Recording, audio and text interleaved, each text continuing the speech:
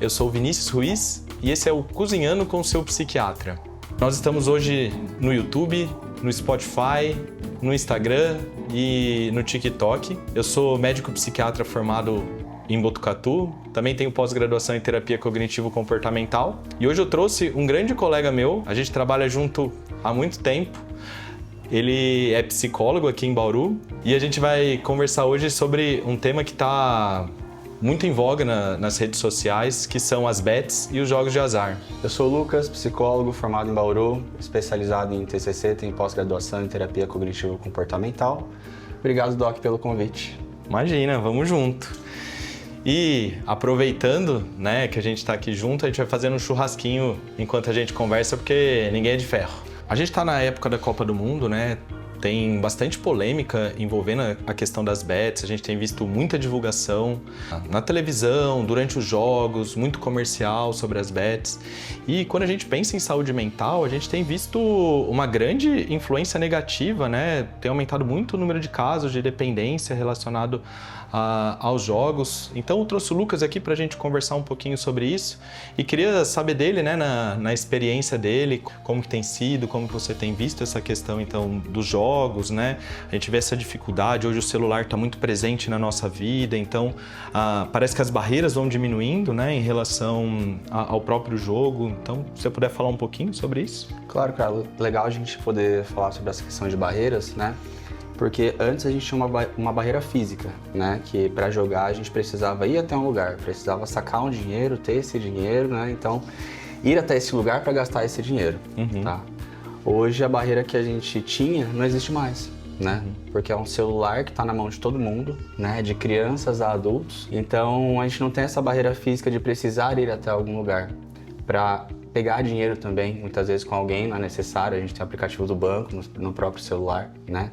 Então, fazendo um login, tendo um cadastro, tendo o aplicativo do banco à sua disposição, a gente acaba tendo acesso facilitado às questões dos jogos, que antes a gente tinha muito empecilho, né? Para conseguir jogar, tinham alguns empecilhos, hoje a gente já não tem mais, então acaba facilitando muito esse acesso e esse é um dos grandes problemas, tá?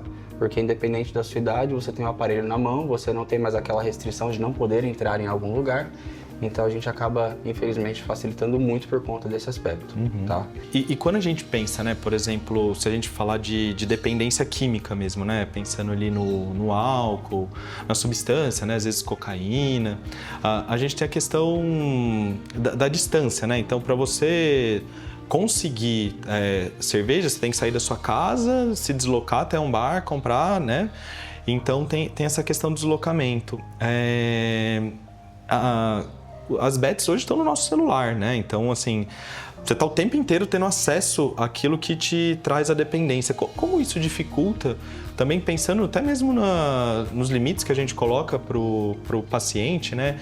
Em relação ao não uso, sabe? Porque cigarro você tem que comprar, cocaína você tem que comprar, o álcool, né? Mas é como se você acordasse e dormisse com a substância do seu lado, né? Sim, de fato, né? Quando a gente pensa nessa questão da substância, exige esse deslocamento. Muitas vezes você precisa ir até locais específicos, que nem sempre são locais que você fica à vontade, são locais que às vezes oferecem risco também, né? Então, exige essa exposição, essa busca, né? Então, dá mais trabalho, sim. E aí, quando a gente fala sobre aposta, você dorme com o seu celular do lado, carregando, vai tomar banho com o seu celular, você no mercado está com o seu celular, com os amigos no bar você está no celular, né? Assistindo aos jogos você está com o seu celular. Então, nesse caso, quando a gente fala sobre tirar essas barreiras de deslocamento, tirar essas dificuldades, o celular está sempre ali. Então a gente não consegue esse distanciamento, a gente não consegue muitas vezes esse bloqueio, que inclusive para o tratamento ele é fundamental. Tá? Perfeito. Então a questão da família estar atenta a isso é muito importante e a gente pode até entrar nesse quesito depois. Perfeito. E você, antes da gente começar, né, também estava comentando um pouquinho da plataforma de autoexclusão, né? Que essa eu não conhecia ainda, né? Que talvez é uma estratégia até mesmo governamental para tentar barrar um pouquinho. Você pode falar? É legal a gente falar sobre isso porque quando a gente fala sobre uma estratégia do governo, né, a respeito de um problema, a gente já está falando sobre um problema de saúde pública, né? Até pouco tempo atrás, a questão das apostas, do vício, né, da ludopatia, claro, as pessoas tratavam, buscavam ajuda para isso, tinham prejuízo para isso, só que a gente não vê esse movimento que a gente vê hoje. Então, hoje nós temos uma plataforma de autoexclusão do governo. Então, você cadastra o seu CPF ali e você fica bloqueado de se cadastrar em plataformas regulamentadas de aposta. Então, isso é algo muito novo, começou esse ano, tá? Entre outras estratégias que a gente tem hoje também, que vinculam esse cadastro, vinculam esse bloqueio a apostas para você conseguir estar adepto, apto a fechar contratos de renegociação, né, negociação de dívidas, porque é um problema hoje que, infelizmente, acaba influenciando até nesse nível, nesse quesito econômico no país, tá? Então, muitas pessoas acabam recorrendo a empréstimos, acabam recorrendo não só a empréstimos regulares, empréstimos de banco, né? Até outros tipos de dívida, justamente para continuar apostando. Perfeito, tá? Perfeito.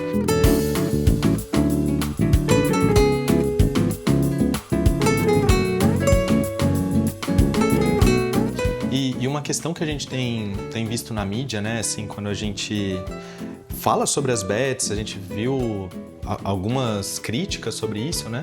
Eles trazem, às vezes, uma população que não entende muito, né, os riscos do jogo, como se fosse algo, então, ali de um desconhecimento, né? Mas no consultório eu tenho percebido, pelo menos, que não tem uma classe social, né, muito bem definida. Tem pessoas com muita cultura, com muito entendimento de mundo também, e acaba caindo nessa proposta, né, do dinheiro fácil ali. Há uma angústia também depois da perda, né? Como que a psicologia enxerga essa relação, né, do ser humano, assim, com as perdas? Se você enxerga alguma classe social com mais risco, como que você vê isso? Sim, hoje quando a gente fala sobre aposta, a gente acaba não definindo necessariamente, né, se é mais perigoso para homem, para mulher, né, independente da questão socioeconômica, tá? Porque quando a gente fala sobre apostar, né, isso independe de você ter muito dinheiro ou ter pouco dinheiro, né? Porque o problema da aposta, quando a gente entra na questão do tratamento, não é a partir de uma quantidade de dinheiro específica que se aposta ou que se perde, tá? A questão é sobre o dano que isso causa. Então, de alguém que recebe um salário mínimo, né, que tem uma renda de um salário mínimo, e para alguém que recebe muito, 1000 vezes mais do que isso, o problema é o dano que isso causa na vida da pessoa, e não necessariamente o valor que se perde, tá? Então, para alguém que tem um salário, perder 1.000 e tantos reais é um problema. Para alguém que recebe muito mais do que isso, essa não é a questão, mas se perde muito mais do que isso, porque quanto mais dinheiro você tem, mais dinheiro você perde, tá? E a questão do apostar, do dinheiro, não é necessariamente o foco desse problema, né? Não é sobre ganhar mais dinheiro, tá? A gente entra muitas vezes, sim, pensando em ganhar mais dinheiro, né? Mas ninguém busca terapia, ninguém busca tratamento quando começa a apostar, tá? Então, o problema da questão da aposta, quando a gente fala sobre um tratamento, é porque as pessoas, elas já perderam o valor, não conseguem parar, não conseguem ter um controle, isso já tomou outras dimensões que vão além do financeiro, tá? Então, prejuízos sociais, prejuízos profissionais, tá? De novo, falando sobre a questão do valor, a gente não tem uma classe socioeconômica específica, porque isso não é uma questão de inteligência, não é uma questão de cultura, não é uma questão de conhecimento, tá? Quando a gente está apostando, a gente está por um viés emocional, por mais que muitas vezes a gente acredite que tenha uma estratégia, tenha, né, uma percepção ali do padrão de jogo, tá? E esses são outros pontos problemáticos que a gente também consegue trazer, tá? Porque, de novo, não é sobre ser inteligente. A pessoa que se acha inteligente, a pessoa que pode ter uma faculdade ou não, ser dono de alguma coisa ou não, essa não é a questão que a gente enxerga, né, no nosso trabalho, no nosso consultório, nos nossos pacientes. A questão é que ser inteligente não te garante nada, não previne, porque o jogo ali, ele é emocional. Ele é emocional, ele mexe nessa questão, ele atua através dessa ferramenta. E assim, esse é o lógico, né? A gente sabe que quando a gente pensa no jogo, a pessoa vai perder, né? Muito provavelmente a perda vai ser maior que o ganho. Mas o que motiva uma pessoa a começar, né? Eu sempre me pergunto isso, assim, qual que é aquele gatilho, né? será que ele começa como uma brincadeira e depois isso se perde? Como que você tem visto? Sim, sim. É legal que a gente começa falando que a banca nunca perde, né? Uhum. Não sei se você já ouviu, tem gente que ainda não. Sabe aquele ditado que não existe almoço grátis? Uhum. Já ouviu falar? Não? Não? Maravilhoso, cara. Então, assim, isso serve até em tom de maturidade pra gente parar pra observar a vida e entender que, cara, peraí, se eu tô ganhando alguma coisa com isso aparentemente de graça, alguém tá ganhando mais do que eu, certo? Então, a banca, ela nunca perde. Essa é a regra principal dos jogos de aposta, dos cassinos e tal. Então, quando a gente fala sobre a entrada disso, tem um grande problema que é sobre a divulgação, sobre a popularização, né? Porque hoje a gente vê em várias plataformas, né, digitais, em várias redes sociais, a gente vê na TV, em programas de um horário que tem bastante visibilidade, né? Programas aí de domingo, né? Então, o que acontece? Quando a gente populariza esse entendimento de que a aposta é um lazer, quando a gente populariza essa percepção de que a aposta é uma diversão, quando a gente traz essa noção até imatura, ou não necessariamente imatura, Doc, mas uma falta de noção de risco mesmo, por mais que tenha muitos avisos, jogue com responsabilidade, né? Não é assim que funciona, porque a gente começa a jogar realmente pela brincadeira, pela ideia de fazer um dinheiro, né? Pela compreensão de, pô, consegui, entendi, eu acertei a aposta, tirei uma grana, mas isso entra como um lazer, né? Porque meu amigo aposta, eu ouvi que o amigo do meu amigo ganhou uma grana e ele apostou, por exemplo, no mesmo resultado que eu apostaria, certo? Você fala, pô, por que não? E de novo, quando a gente fala sobre qual é o público, né? Quais são os pacientes, quais são as pessoas que estão vulneráveis a isso, a gente fala desde de uma pessoa que está apostando por diversão, porque os amigos apostam e ele quer apostar também. A gente fala desde um jovem que ele quer tirar um dinheiro a mais, fazer uma grana, tirar uma onda, entendeu? Então, infelizmente, essa popularização é um grande problema. É por isso que a gente entra, muitas vezes. Porém, em paralelo, a gente busca não só pela popularização, que facilita essa busca, mas por uma questão emocional mesmo, de uma ferramenta, uma válvula de escape, certo? Assim como tem gente que acaba criando transtornos com os jogos de videogame, jogos online, pessoas que acabam criando transtornos, desenvolvendo transtornos com alimentação, né, drogas, que a gente comentou. Então, muitas vezes entra como uma ferramenta, né, da gente conseguir se regular emocionalmente. Olha, eu sei que naquele momento que eu apostar, eu vou ter um pingo de diversão, eu vou ter um pingo de alívio. Então, eu tive um dia de trabalho estressante, eu vou apostar um pouquinho ali no final do dia. Entendi. Eu tô tendo um problema em casa, eu vou apostar um pouquinho naquele momento que eu tô sozinho, para ver se eu ganho alguma coisa e isso me recompensa de alguma forma, tá? Então, a popularização é um grande problema e junto disso, em paralelo, a gente tem uma ferramenta de regulação emocional por conta de como funciona. Perfeito. E é engraçado, né, que assim, a gente vê como um problema de saúde mental, mas os transtornos de dependência, eu vejo que há um preconceito no entendimento sobre eles, né? Parece que é como se o paciente fosse o culpado por aquilo. E, lógico, se a pessoa tivesse culpa, né, por um adoecimento, a gente não trataria, a gente falaria, para de fazer. Mas eu acho que até mesmo no imaginário popular, né, tem essa questão do, ele que quis começar, né? A gente não tira a responsabilidade do paciente, a gente fala muito de corresponsabilidade. Então, há a responsabilidade do jogo, né, da substância. Então, a substância mexe, né, toda essa circuitaria cerebral. Mas ainda é muito difícil, né? Essa questão do familiar ou dos amigos entenderem isso como um real problema e que aquela pessoa muitas vezes não vai poder nunca mais jogar, se a gente falar de álcool, não vai poder mais beber, né? Então acho que fica, né, esse preconceito atrapalha muitas vezes até mesmo o tratamento, né? Porque a pessoa tem o medo de procurar já se sentindo julgada, né? Exato, exato. Porque tem uma questão moral, né? Poxa, você trazer um problema desses, né? Assumir um problema desses, um prejuízo, né, em relação a isso, a gente sabe que é passível de julgamento, né? Todo mundo, se parar para pensar, vai conseguir cogitar pelo menos uma pessoa no seu meio de convivência que te julgaria por conta de um problema desse, tá?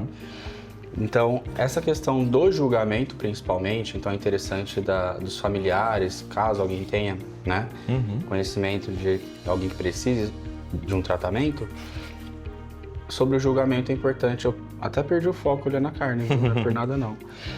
Mas sobre quando a gente fala de precisar de um tratamento, se atentar da questão da moralidade do problema, tá? Então, quanto mais moralista a gente for em relação a isso, mais a gente dificulta o tratamento, né? Porque esse é um dos pontos chave ali da terapia, né, da avaliação médica, que é o não julgamento, que é trazer um espaço seguro, que é trazer um espaço onde, olha, a gente prevê que pode acontecer uma recaída, a gente prevê que, poxa, que nós vamos tratar sobre esse problema e a gente entende que se o paciente ele se sente julgado ali dentro, poxa, é um paciente que não vai dar continuidade no tratamento, é um paciente que, infelizmente, nesse desconforto, ele não vale para ser julgado, né? Ele não vai se expor a essa experiência.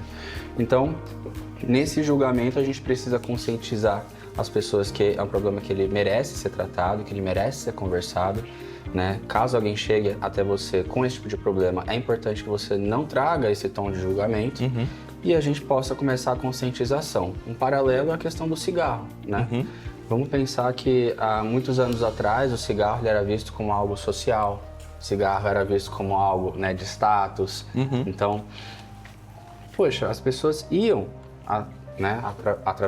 atrás do cigarro querendo um benefício social, querendo um benefício, né, para relaxar, querendo aquele momento de pausa, querendo aquela experiência. Hoje em dia o que a gente tem são lugares proibidos para fumar. A gente tem muitas leis, muitas regras na divulgação. A própria embalagem do cigarro, né? Ela tem toda uma sinalização que sinaliza sobre os riscos, os danos causados pelo uso, né? Então, esse é um dos pontos que, por enquanto, as apostas elas não trazem da mesma forma incisiva, né? Então, a gente não tem essa percepção do tamanho risco que isso oferece. Então, voltamos. As divulgações de um artista, de um influencer, né? Ele fala que, poxa, vamos apostar que essa banca tá muito boa, meu link, né? Esse link aqui eu tô com um bônus. Então, ele faz isso de onde? Ele faz isso de uma praia, faz isso de um lugar legal, faz isso de uma situação bacana. E aí quem olha não consegue associar necessariamente os riscos, né? Os riscos, os prejuízos. Ninguém divulga o quanto perdeu, né? Então a gente só divulga o quanto você pode ganhar, a gente só divulga o benefício disso, a gente traz um contexto muito positivo para a questão do jogo, da aposta, né? Então é natural que quando a gente fala sobre essa questão da escolha, poxa, a gente não necessariamente escolhe aquilo só porque a gente quer. A gente pode até considerar que existe uma consciência daquilo que a gente escolhe, mas muitas vezes a gente não sabe o que leva a gente a escolher aquilo que a gente escolhe. Tá? E é engraçado, você falou isso da questão da dependência, do julgamento, né?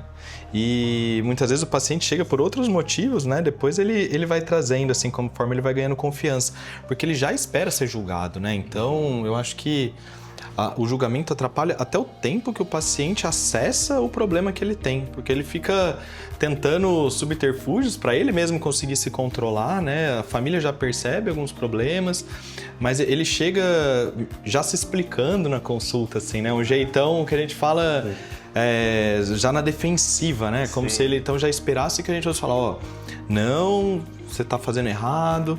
E eu acho que uma das grandes dificuldades a gente entender é que dentro do próprio processo de tratamento, se a gente olhar, né, para como funciona a questão da dependência, a recaída faz parte, né? Exato. Então, a gente espera a recaída e ela pode ser, se bem utilizada, né, no ambiente ali, no setting terapêutico, ela pode ter um potencial grande de auxílio no processo do paciente, porque a gente consegue trabalhar questões então relacionadas, né, a riscos, aí ele ganhar uma grande confiança, né, sobre, tô tratado, agora eu posso às vezes voltar. Eu sempre falo de um estudo com álcool que foi feito lá nos países nórdicos, né, onde eles bebem bastante, e 95% dos casos onde a pessoa tinha problema com álcool e tentou retornar ao uso social, 95% dos casos, em um ano, ela voltou para os padrões de antes, né? Então, é aquilo que a gente fala da circuitaria da dependência. Então, vai fazendo toda uma alteração que o paciente que tem um problema de dependência, ele vai ter para sempre e muitas vezes ele vai trocando as dependências também, né? Exato. Não é incomum um paciente, às vezes, com uma compulsão alimentar, faz uma bariátrica e depois ele começa a ter um problema de etilismo, né? Isso também é bem comum na prática, né? Sim, é que a gente vai subindo o nosso sarrafo, né? A gente vai administrando o nosso limiar de tolerância com isso. Então, num tratamento desse, que olha, vamos ficar um tempo sem beber, vamos tratar e etc.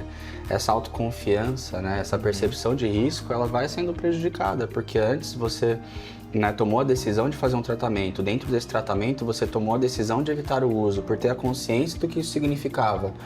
Porém, a gente fica batendo muito nesse nosso limite depois de um tratamento, porque a gente confia que tá tudo certo, que tá tudo bem, como se tivesse, de fato, alguma garantia que a gente não fosse mais retomar esse problema. Mas isso é muito elástico, é muito plástico, né? É muito variável. Então, a gente nunca se contenta necessariamente com aquele limite. Então, quanto mais próximo daquele limite a gente chega, mais a gente vai flexibilizar aquele limite, né? É como se fosse o nosso limite variável de conta, né? Quanto mais a gente usa, mais ele aumenta. Quanto menos a gente usa, mais ele reduz, certo? Perfeito. Então, é interessante a gente ter essa percepção de que, olha, vamos criar uma consciência de onde o problema existe, quais são as regras, quais são as minhas limitações em relação a isso, né? Perfeito. E cara, tem uma questão que sempre me pega muito, assim, né? Essa é uma curiosidade real minha, acho que talvez a cognitivo-comportamental nos ajude a responder, né? Porque eu tenho alguns pacientes assim, né? Acho que a gente vê também, né? Muito relato de pessoas que perdem tudo mesmo, né? E ela chega muito arrependida no consultório, sabe? Com muito sofrimento mesmo, né? A gente já viu casos gravíssimos desse arrependimento, quadros depressivos secundários, né? A essas perdas. Mas ao mesmo tempo, né? Parece que continua uma certa atração, assim, uma certa sedução pelo jogo. Tanto que se ela recupera um pouco, né? Se a gente não bloqueia todos os acessos a banco, né? Os acessos aos aplicativos, a gente, às vezes até já vi casos de internação psiquiátrica por conta disso, né?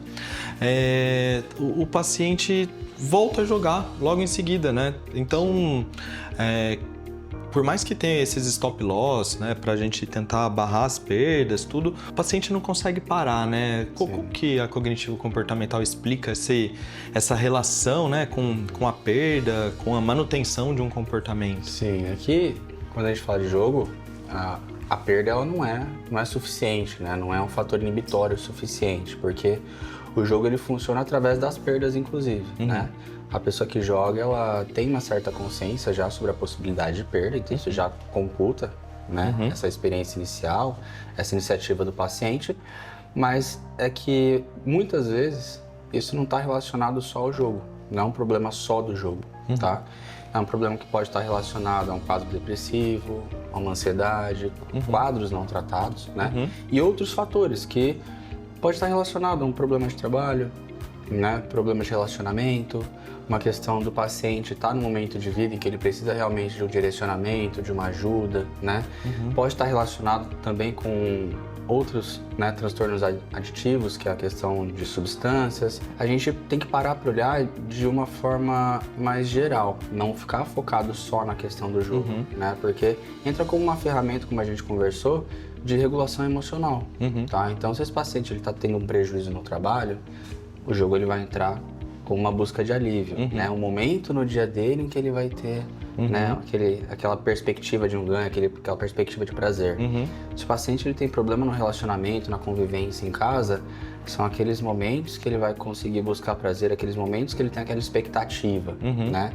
Se é um paciente que ele não tem, né, outras ferramentas na vida dele, outras situações para ele se apegar, outras ocupações, né, ele vai acabar direcionando essas aflições, esses desconfortos, essas necessidades para o jogo, né? Então, a gente precisa olhar que existem excessos que escondem algumas faltas, tá? Então, que excesso é esse? É o jogo. Que falta que o jogo está tentando esconder? Que falta que o jogo está tentando sanar? tá? Então, é importante ter esse olhar para outros pontos. Qual transtorno que eu não estou tratando além do jogo? Qual demanda que eu não estou tratando além do jogo? Perfeito. Tá? É o que leva a jogar, não necessariamente o ato de estar jogando, mesmo a partir de um prejuízo, porque como você disse, quanto dinheiro se perde, não é a questão, tá? Porque quanto mais dinheiro você tem, mais se perde, tá? A questão de quantas vezes eu perdi, não é a questão também. Até porque, falando sobre a TCC, a gente identifica um padrão de comportamento que é aquele chamado chasing losses, né? Então, a pessoa que fica perseguindo as perdas que ela tem. Tá. Então, uma dificuldade, né, que a pessoa que joga tem de assumir essas perdas e parar ali. Né? E tem a questão do comprometimento até mesmo de um dinheiro, né, que tá salvo ali, às vezes, por uma conta, né? Isso. Tá salvo por uma questão, por um financiamento, né? Então a pessoa tem um dinheiro reservado ali para o futuro, né? Uma reserva financeira, ela acaba gastando esse dinheiro, né? Comprometendo esse dinheiro. E ela vai buscando mesmo o que ela perdeu, né? Assim, parece essa busca incessante. Exato, porque quando a gente começa a jogar, a gente pode até começar a jogar por uma ideia de divertimento, né? Uma ideia de socialização, de interação, né? A gente pode começar a jogar pensando de fato em ganhar algum dinheiro, mesmo sabendo que pode ser que a gente perca, mas o foco é ganhar, é fazer a mais, né? Até porque as histórias que a gente ouve é de quem ganha, né? A gente não ouve de quem perde justamente por a questão do julgamento moral, e quem perde não fala muitas vezes, né? Mas o que sustenta esse comportamento de jogo, esse mantenimento do jogar, é realmente buscar cobrir os prejuízos que se teve, né? Então, a pessoa começa jogando por um divertimento, por uma ideia de prazer, mas ela não continua jogando por prazer. Ela sabe que aquilo está errado, ela sabe que aquilo está gerando prejuízo, ela sabe muitas vezes que ela precisa parar, mas isso não é o suficiente porque ela fica presa naquele comportamento de eu quase consegui, eu tô entendendo como é que funciona, eu tenho uma estratégia, dessa vez vai, quase foi, eu tenho que recuperar o que eu perdi justamente por isso. É um investimento da família, é uma conta com dinheiro reserva que se tinha, é um dinheiro destinado a uma das contas fixas que se tinha, né? Ou às vezes até um empréstimo que se fez com um parente, com um amigo, alguma coisa do tipo, que essa pessoa precisa devolver para manter aquela relação. Então, todos esses fatores acabam mantendo, mesmo que essa pessoa tenha consciência de que está errado jogar e que esteja acumulando essas perdas. Perfeito. E acho que isso a gente fala para tudo, né? Que não é o objeto em si que causa dependência, né? Essa mudança de relação que a gente tem com ele. Porque tem pessoas, por exemplo, que fazem consumo de álcool, né? Mas conseguem fazer um consumo social. Tem pessoas que jogam, se divertem, né? E conseguem ter um bom controle. Mas existe um ponto onde há uma transição que acho que a pessoa perde, então, a questão do prazer, né? Deixa de ser prazer e começa a se tornar necessidade. E essa mudança de relação que a gente tem com o objeto que aí começa a gerar todos esses problemas, né? Exatamente, porque dentro ainda da TCC que a gente fala, não é só sobre a situação em si, né? A gente vê a dinâmica, o significado que a gente dá para aquilo, né? Então, se o único significado possível fosse ganhar ou perder no jogo, a gente conseguiria equilibrar talvez um pouco melhor, né, a nossa decisão. Se a gente só ganhasse nas apostas, se a gente só perdesse nas apostas, seria mais fácil, muito provavelmente, da gente decidir apostar ou não, jogar ou não, né?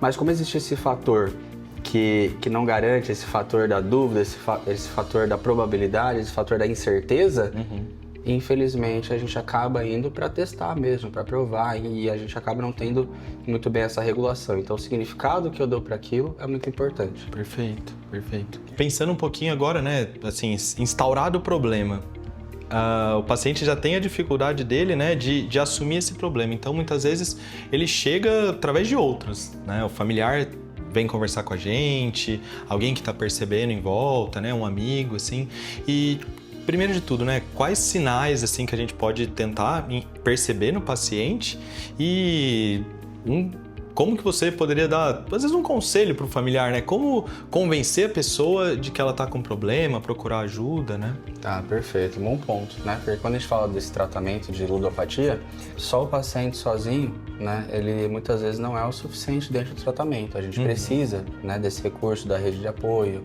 né, das pessoas com quem convive. Então, isso é muito importante ser orientado. Por quê? O primeiro ponto foi o que a gente comentou sobre a questão do moralismo, de como se trata essa demanda, né? Se o paciente ele não tem tem um ambiente seguro, relações seguras para trazer esse problema, é um paciente que ele vai começar a esconder o problema. Então esse problema ele começa a tomar proporções maiores, tá? Se ele esconde, se ele não fala. Então, conseguir acolher, ouvir, sem julgar, né? Então, olha, tá bom, temos um problema, vamos resolver. Vou te ajudar. Conseguir lidar com essas emoções particulares nesse momento é importante, tá? A primeira coisa para fornecer um ambiente interessante para o paciente conseguir dar esse passo. Porque em torno de toda essa questão, de todas as demandas, pode ser que o primeiro movimento de maturidade desse paciente não seja, olha, eu vou tentar parar, eu vou criar consciência, eu vou tentar... Não, pode ser que o primeiro movimento de maturidade real desse paciente seja contar para alguém, seja falar sobre o problema, tá? Então, para quem ajuda, né, sobre buscar o tratamento, a pessoa ela pode ficar à vontade de procurar um profissional, falar sobre isso, olha, tem alguém que está funcionando dessa forma. E para conversar com a pessoa interessada, a gente precisa trazer essa perspectiva. Então, a informação é importante, de que, olha, geralmente é algo que a gente não consegue parar sozinho, né? Trazer esse contexto, trazer essas informações que a gente está conversando, que não é só sobre o jogo, existem outros problemas que podem estar envolvidos, de ansiedade, depressão, né? Essa questão, né, de consumo de substâncias, a gente pode até falar, inclusive, de pornografia associada, tá? Então, a gente não precisa necessariamente bater em cima do jogo. É uma questão de flexibilização na hora de negociar com esse paciente que vai ser tratado, tá? Então, falar sobre tratar uma ansiedade possível, né? Tratar uma depressão possível. Uma irritabilidade que surge ali, né? Exato. Então, esse é um dos pontos também que a gente pode se atentar, né? Então, como identificar nesse paciente a necessidade de um tratamento, como conseguir concluir que eu vou dar esse passo em direção a uma busca de tratamento ou não. Um paciente, muitas vezes, que ele precisava de dinheiro com uma frequência X, e ele passa a precisar numa frequência menor, mais rápida, antes do que ele precisava, é um ponto interessante. A gente fala sobre adolescentes, jovens, né? Que pediam dinheiro para os pais toda sexta-feira para o final de semana. Era um valor X, passava o final de semana, saía, fazia o que tinha que fazer, né? Passa a precisar de dinheiro no meio da semana, no começo da semana, tem algo errado. Perfeito. Alguém que nunca te pediu dinheiro emprestado, começou a pedir com mais frequência, sinal de algum problema, né? Então, também sobre essa irritabilidade, a gente fala sobre experiências que antes eram experiências prazerosas, né? Vamos falar sobre jogo, né? Esportes. Um paciente que ele era fervoroso, né? Por um time, por um clube, né? Por um esporte específico, e ele tinha seus momentos de lazer, né? Assistindo esse esporte, sentado ali e tal. Mas de um tempo pra cá, esse paciente ele começou a ter uma aversão ao time dele, começou a não gostar tanto assim daquele esporte, começou a ter um comportamento diferente que antes era algo prazeroso e passou a ser um ansiogênico, passou a ser um problema, um transtorno para esse paciente, o resultado daquele jogo, tá? Então é interessante que a gente repara nisso, inclusive outras diferenças de comportamento em ambientes sociais, né? Mudanças bruscas de comportamento. Poxa, eu tava aqui conversando e aí do nada, aparentemente, né? Talvez tenha existido alguma notificação ali no meio do caminho, talvez tenha existido alguma posta ali no meio do caminho, uma ida ao banheiro para postar, né? Então, sem motivo aparente, sem muita explicação, uma irritabilidade, um rompante de estresse, pode ser um sinal também de algo que tá oculto pra gente, a gente precisa investigar melhor. Perfeito. E é legal a gente pensar na corresponsabilidade, né? Porque muitas vezes o paciente deposita na família, né? Deposita nos amigos, assim, essa responsabilidade pelo jogo, pela dependência. É difícil a gente assumir, né? Nesse momento, nesse primeiro momento, um problema. E a gente sempre insere o paciente dentro do tratamento também, né? A gente chama ele para o tratamento é dele. E o principal, acho que o que mais muda o prognóstico quando a gente fala em dependência é o paciente ter o desejo de parar, né? Eu acho que essa é a grande pergunta que a gente faz, mas você está aqui por quê? O que te motivou até aqui? Muitas vezes ele fala, é pela minha esposa, é pela minha mãe, né? E aí a gente tem que ir vinculando o paciente no tratamento. E eu acho que essa é a grande dificuldade, né? Porque o familiar leva ele lá, espera que nessa primeira consulta ele já saia sem problema nenhum. Imagina, jamais. E eu converso muito sobre isso, né? A primeira consulta, na verdade, é uma forma da gente fisgar o paciente. Se a gente vai querer tratar isso na primeira consulta, ele nunca mais volta. Não. A gente precisa dar fazer todo um jeito ali para o paciente continuar com a gente, né? A gente nem entra nesse assunto logo de cara, assim, a questão do vínculo mesmo, né? Esse vínculo com o paciente ele é fundamental, né? Então, se a gente tem a ilusão, né, a ideia de que numa primeira sessão a gente já vai resolver tudo, infelizmente a gente vai querer compilar, comprimir muitas etapas de um tratamento nessa uma sessão e a gente vai atropelar muita coisa, a gente não vai conseguir construir uma estrutura que sustente esse tratamento, que seja realmente contundente a longo prazo, né? Então, realmente trabalhar com essa corresponsabilidade. Olha, vim porque inicialmente minha esposa mandou, né? Vim porque meus pais quiseram. Vim porque eu tô sendo obrigado. Tá, temos que trabalhar esse ponto, né? Essa percepção do que está envolvendo suas perdas, o que você tem a perder, paciente, né? O que para você está em jogo. Não só além, né, dessa cobrança, além dessa negociação com a família, mas o que para você está em jogo? Quais são os prejuízos que você está tendo? No que pode ser interessante para você, né, desenvolver esse ponto também. Então, essa questão ela traz a complexidade de um tratamento que precisa englobar vários pontos, não só comportamento, mas o significado que a gente dá para as situações, né? O significado que a gente atribui, os valores que a gente tem na nossa vida, que a gente trabalha. Então, são várias frentes que a gente precisa entrar em tratamento que realmente não tem como a gente compilar, comprimir e desrespeitar numa primeira sessão. Perfeito. Esse foi mais um Cozinhando com o Seu Psiquiatra, né? E acho que agora pro nosso encerramento, queria ouvir um pouquinho do Lucas sobre esse tema, né? O que ele tem de importante para deixar como mensagem. Bom, pode ser que o maior ponto das apostas, né? O maior golpe das apostas não seja o prejuízo financeiro, né? Mas seja a sensação de controle que ele te vende, tá? Então, não existe estratégia, não existe classe socioeconômica, não existe quem é mais inteligente, quem é mais racional, não existe idade, tá? Então, o maior foco não é esperar, né, você perder uma quantia de dinheiro, tá? Mas é entender que se você tem a sensação de que deveria estar parando e não consegue, se você tem a sensação de que você acha que você consegue, que você tem uma estratégia para isso, bom, você já foi fisgado. Perfeito. Tá? Então esse é o momento de buscar ajuda. Ótimo. Bom, esse foi mais um Cozinhando com o Seu Psiquiatra. Espero que vocês tenham gostado. A gente está trazendo novos profissionais para conversar com a gente de temas que estão aí borbulhando, né, nas redes, na mídia. E espero que vocês tenham gostado. Siga a gente no YouTube, no Instagram, no Spotify, TikTok, que agora cada dia mais a gente vai trazendo esses temas para vocês. Um abraço.